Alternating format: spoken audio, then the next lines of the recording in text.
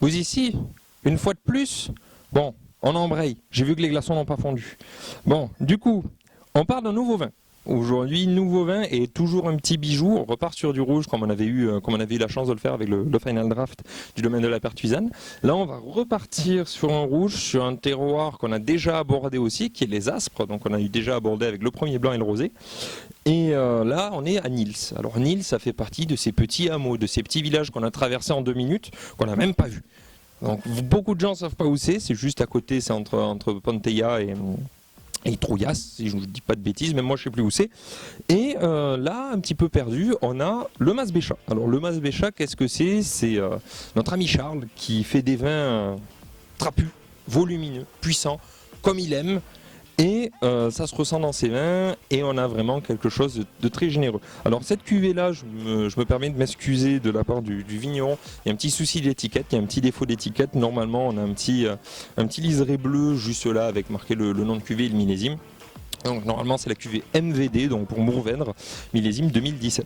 À savoir que ça c'est vraiment une gamme monoparcellaire qu'ils font. Donc c'est une parcelle qui est sélectionnée, la parcelle de Mourvèdre, où on va avoir vraiment des qualités assez exceptionnelles, avec vendange manuelle forcément sur toute cette cuve. Il y a 1500 bouteilles par an, donc même topo que pour la Pertuisane. C'est des petits bijoux, faut en profiter. Par contre, ce sera des profils assez différents, dans le sens où, là où on avait énormément de finesse, énormément d'élégance sur le Final Draft, là on va avoir quelque chose de plus charnu, quelque chose de plus volumineux, des vins plus épicés aussi. C'est une expression quand même très surprenante pour le Mourvèdre. On est habitué à avoir des Mourvèdres quand même beaucoup plus puissants que ce qu'on a ici.